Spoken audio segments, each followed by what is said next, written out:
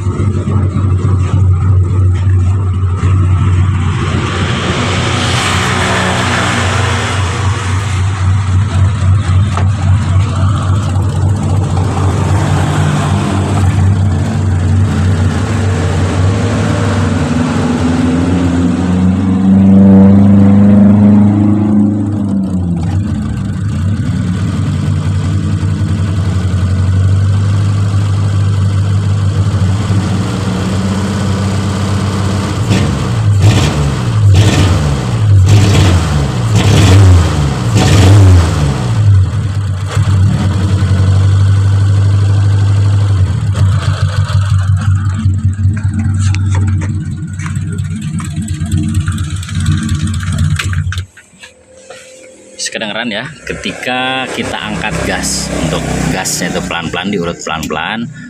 Untuk suara mesinnya itu pincang atau berebet. Dan ketika kita kagetkan ya untuk posisi gasnya atau kita centok, untuk posisi akselerasi atau centokannya itu berat ya, seperti ada yang mengganjal, kurang lebih seperti itu. Dan sudah dipastikan boros ya, boros kurang tenaga, sudah dipastikan seperti itu karena untuk kondisi mesinnya berebet seperti ini. Kemudian kami lakukan penyekanan di sini ya, karena kebetulan untuk cek engine-nya sendiri nyala di sini. Makanya tadi kami lakukan penyekanan di bagian mesin ya, bisa kelihatan. Setelah kami lakukan pengecekan dan penyekanan ya di sini, kami mendapatkan dua kode kesalahan. Untuk yang pertama mengacu ke bagian injektor atau di bagian nozzle ya. Nozzle nomor 4 dan di bagian map sensor.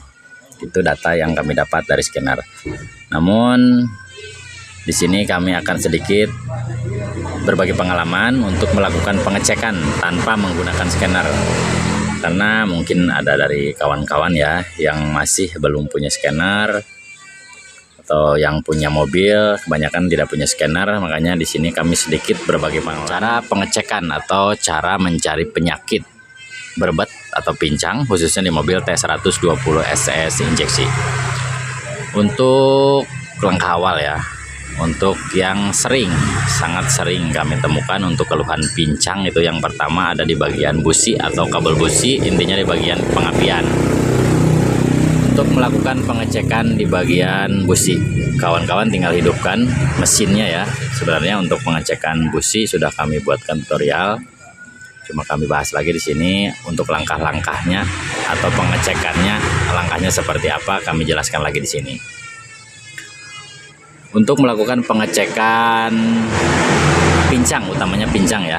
Untuk langkah awal kita cabut kabel busi ketika posisi mesin hidup. Kita hidupkan mesinnya, kita cabut untuk kabel businya satu persatu ya, tapi menggunakan tang, jangan tangan kosong takutnya tersengat arus listrik. Apabila ketika kita cabut untuk kabel businya satu persatu ya, di bagian silinder tersebut, maksudnya apabila posisi nomor 1 misalnya kita cabut, untuk ke mesinnya itu tidak ada reaksi, berarti silinder tersebut yang bermasalah.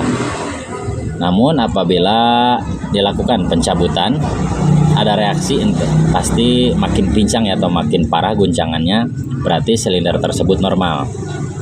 Bisa dimengerti ya. Jadi kita lakukan pengecekan, kita cari yang tidak ada pengaruh ketika kabel businya kita cabut. Berarti kalau tidak ada pengaruh silinder tersebut yang bermasalah, jadi kita mengkerucutkan masalah. Kemudian apabila sudah ditemukan silinder mana yang bermasalah, langkah selanjutnya kita lakukan pencabutan soket injektor. Tepatnya soket-soket yang ini ya, ada 4 biji. Karena untuk kasus atau keluhan pincang atau berbat seperti ini ada berbagai macam ya, macam penyebab. Yang pertama jelas busi, yang kedua injektor, yang ketiga kompresi. Biasanya untuk kebanyakan kasusnya hanya seperti itu. Bisa busi mati, intinya di bagian pengapian, entah itu busi atau kabel busi atau koil, dan di bagian injektor serta terakhir di bagian kompresi. Itu yang terparah tapi jarang, tapi bukan berarti tidak ada ya. Kami juga pernah menemui untuk kebocoran klep. Oke, lanjut ke pokok permasalahan yang tadi ya. Setelah kita lakukan pencarian masalah atau pengkerucutan masalah, kita cari silinder mana yang tidak berpengaruh ketika kita cabut kabel businya. Kemudian setelah melakukan pencabutan di bagian kabel busi, kita lakukan pengecekan pencabutan di bagian soket injektor. Kita coba satu-satu keempatnya tapi secara bergantian ya. Dan apabila ketika dilakukan pencabutan, untuk yang tidak berpengaruh itu lurus ya, lurus sama posisi kabel busi yang dicabut. Misal kita ambil contoh silinder nomor 1, kita cabut kabel businya, untuk posisinya itu tidak berpengaruh ke bagian mesin. Dan kemudian kita pengecekan lagi di bagian injektor, tepatnya di bagian soketnya, kita cabut lagi yang nomor 1, sama tidak berpengaruh seperti kita melakukan pencabutan di bagian kabel busi. Berarti untuk penyakitnya sudah semakin mengerucut. Jadi penyakitnya ada di bagian silinder 1, contohnya seperti itu.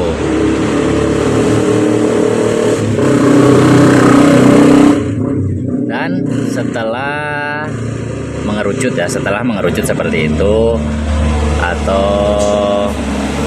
penyakitnya sudah tertuju di satu titik, di satu silinder, untuk langkah selanjutnya kita lakukan pengecekan api dari koil atau dari kabel busi. Dan untuk api sendiri di sini tidak terlalu ribet ya, karena biasanya apabila ketika kita jauhkan ya atau kita renggangkan untuk posisi kabel busi, biasanya apabila memang ada api keluar dari kabel busi itu terdengar suara percikan ya. Kecuali apabila memang tidak ada suara percikan ketika kabel businya kita longgarkan atau kita jauhkan ya, kita kasih jarak antara kabel busi dan busi, tidak ada percikan api, sudah dipastikan untuk penyakitnya dari bagian koil, kabel busi, atau dari power TR, intinya di bagian pengapian. Untuk yang terparah kemungkinan dari ecu. Intinya kita lakukan pengecekan di bagian api dulu. Kalau ada percikan berarti untuk apinya aman. Jadi komponen kelistrikan dari ecu, power TR, koil sampai kabel busi berarti aman. Kemudian setelah dilakukan pengecekan di bagian api dipastikan ada, selanjutnya kita lakukan pengecekan di bagian kabel atau di bagian soket injektor. Seperti ini ya. Untuk injektor T120SS ini di sini atau kebanyakan mobil, untuk arus yang standby itu arus positif ya. Untuk kabelnya sendiri yang warna merah besar ini, dipastikan untuk arusnya itu ada standby ketika kunci kontak on. Kemudian untuk kabel satu lagi ini yang abu strip merah, ini untuk ground ini dari ecu ya.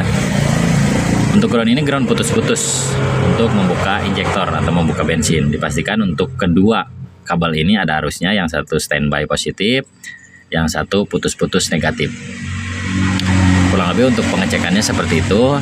Kita langsung praktekkan di sini ya, biar kawan-kawan di sini lebih mengerti atau lebih paham. Maaf, di sini kami bukan menggurui ya. Kami hanya berbagi pengalaman, takutnya di sini ada kawan-kawan yang menemukan kasus atau keluhan berbet boros, utamanya di mobil T120 cc injeksi. Kita coba hidupkan dulu ya.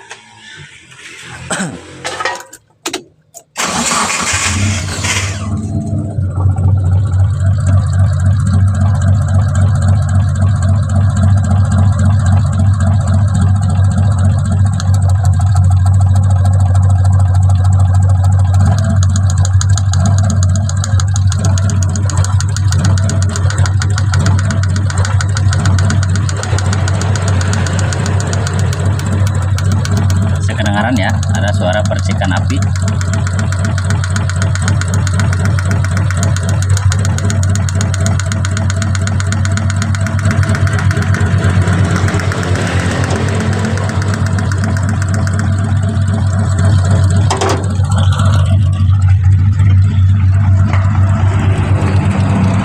kami pastikan di sini untuk pengapiannya normal ya, karena terdengar seperti tadi. Kemudian kita lakukan pengecekan atau pencabutan di bagian soket injektor.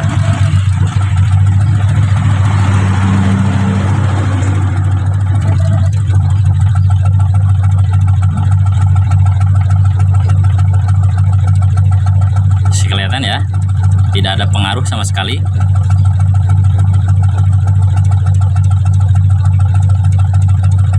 Kemudian apabila sudah ditemukan seperti ini ya, pengecekan seperti ini, langkah selanjutnya kita pengecekan arus. Karena untuk pencarian penyakitnya sudah dipastikan untuk yang berpenyakit itu di bagian silinder nomor 4. Karena ketika kita angkat untuk kabel businya tidak ada reaksi. Kemudian kita angkat nozzle atau soket injektornya sama, tidak ada reaksi. Kita coba yang normal ya. Kita coba silinder nomor 2.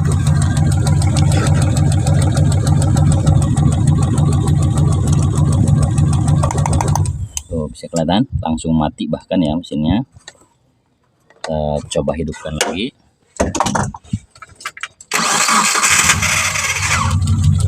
Kita coba cabut nomor 2, langsung mati juga. Berarti yang silinder yang lain kurang lebih pembuktiannya seperti ini. Kalau ada pengaruh berarti silinder tersebut normal. Kemudian kita lanjut pengecekan arus injektor, karena untuk arus pengapian dari coil sudah kami pastikan dan sudah kita dengarkan tadi ada suara percikan api. Kita lanjut pengecekan arus di bagian injektor ya atau nozzle. Pengecekan dua kabel yang ini kawan-kawan gunakan tes pen DC ya. Untuk pengecekan arus standby yang warna merah. Untuk posisi tes pennya kita letakkan di negatif, karena kita mau ngecek arus positif, berarti yang kabel merah yang ini. Bisa kelihatan ya.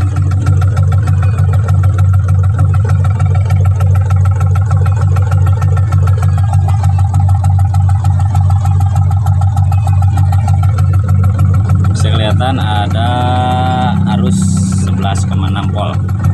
Kelihatan ya. Kemudian kabel satu lagi untuk bagian ground putus-putus yang dari ECU. Untuk posisi kabel tes pen kita taruh di positif ya. Coba dulu tes pennya. Berarti kabel yang satu lagi yang ini, yang kecil, yang agak kecil.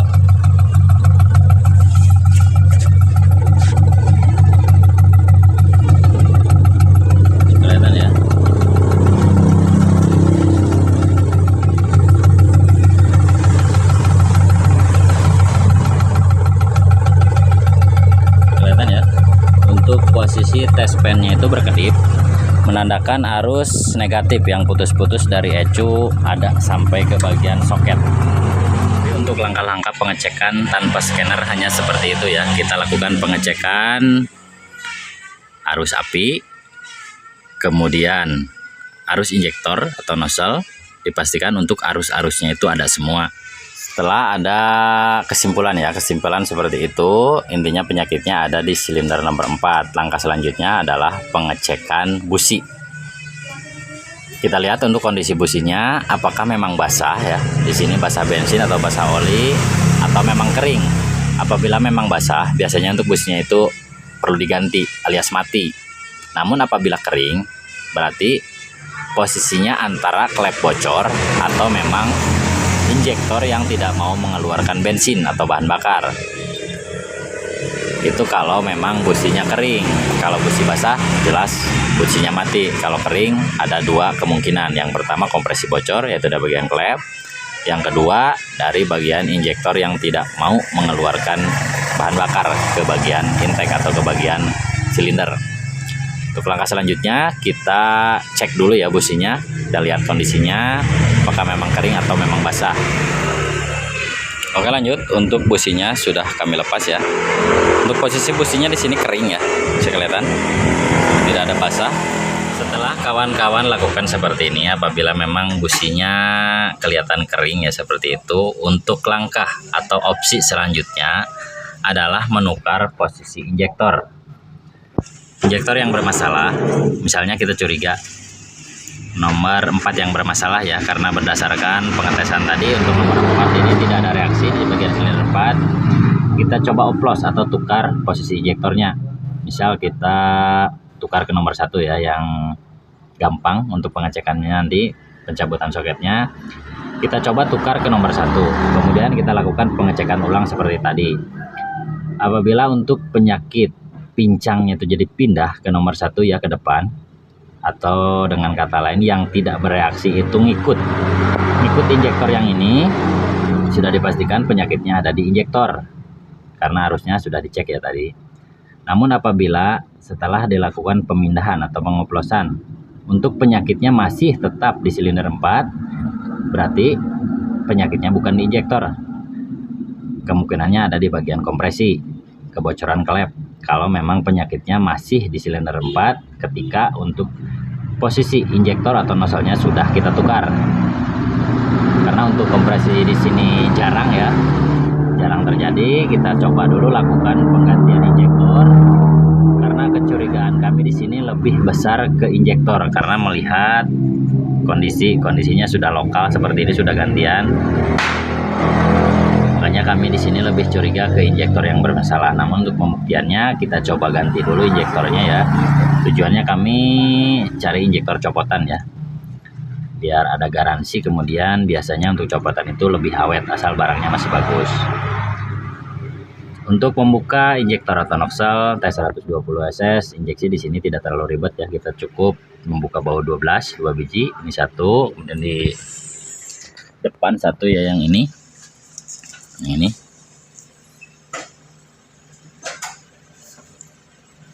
Kemudian kita angkat, kemudian kita cabut untuk injektornya karena tidak ada pengikat lagi ya di sini karena hanya o-ring.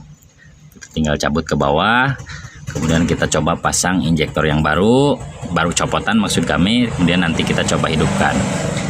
Dan untuk kode kesalahan map sensor, nanti kita coba buka ya untuk posisi map sensornya, takutnya kotor atau memang sudah mati.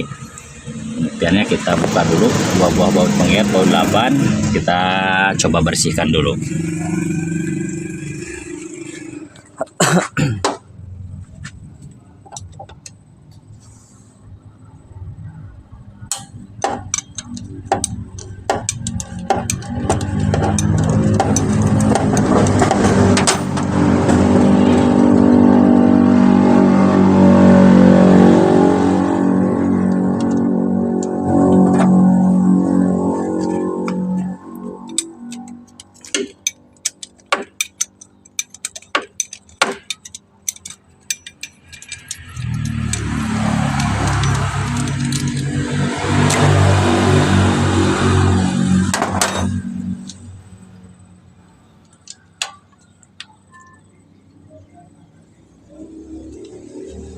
Hanya seperti itu ya, kita buka baut pengikatnya, kemudian kita lepas injektornya hanya seperti ini.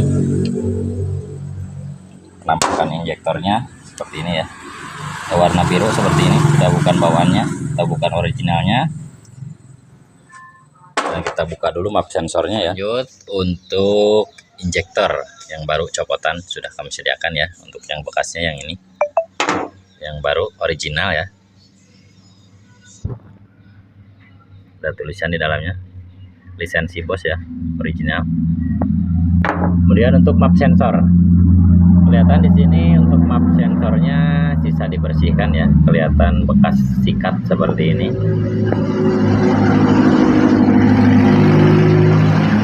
Namun sayang di sini untuk orinya putus, kemungkinan putus pas pemasangan ya. Kemungkinan pemasangannya tidak menggunakan pelumas atau miring, makanya orinya putus seperti ini. Makanya terbaca di acu ya atau di scanner, kemungkinan pembacaannya tidak sempurna karena anginnya bocor seperti ini. Mudah-mudahan untuk map sensornya ini tidak mati ya. Kita coba dulu ganti o-ringnya sebelum kita lakukan penggantian map sensornya. Dan untuk injektornya kita pasang, untuk businya sendiri sudah kami pasang ya karena tidak ada kelainan. Untuk pemasangan di sini jangan lupa memakai pelumas di bagian o-ring ya, karena yang dikhawatirkan untuk posisi o-ringnya itu putus saat pemasangan. Usahakan dikasih pelumas, kemudian pemasangannya diusahakan benar-benar lurus, dan untuk ke bagian sil bawahnya itu masuk sempurna. Untuk pemasangannya hanya dikasih pelumas, kita tinggal masukkan, kemudian untuk baut pengikatnya kita kencangkan lagi dengan catatan untuk pemasangan. Untuk pemasangannya itu presisi lurus masuk sempurna, kurang lebih hanya seperti itu. Coba untuk ganti o-ring map sensornya, kemudian injektornya kita pasang, kita tes hidupkan nanti ya. Oke, lanjut. Untuk injektor yang baru atau yang copotan sudah kami pasang ya di sini. Ini untuk yang bekasnya. Kemudian untuk o-ring bagian map sensor juga sudah kami ganti dan kami pasang. Tahap terakhir kita coba hidupkan ya.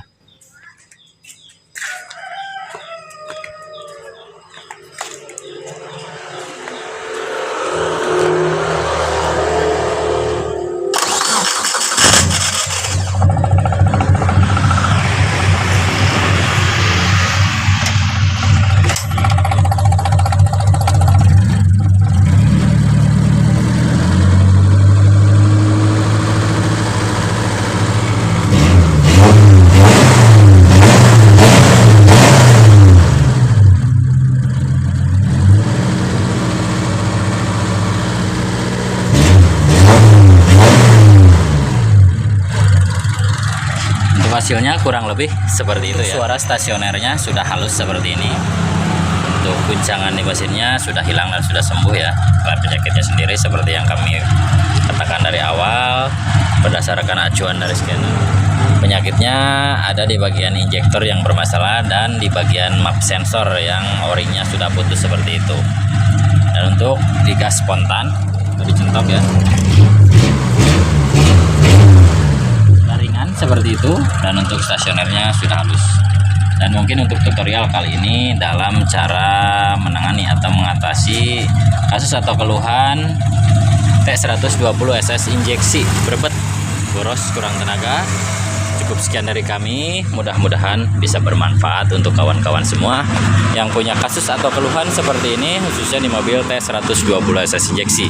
Sampai jumpa dengan kami di video selanjutnya. Terakhir dari kami, wassalamualaikum warahmatullahi wabarakatuh.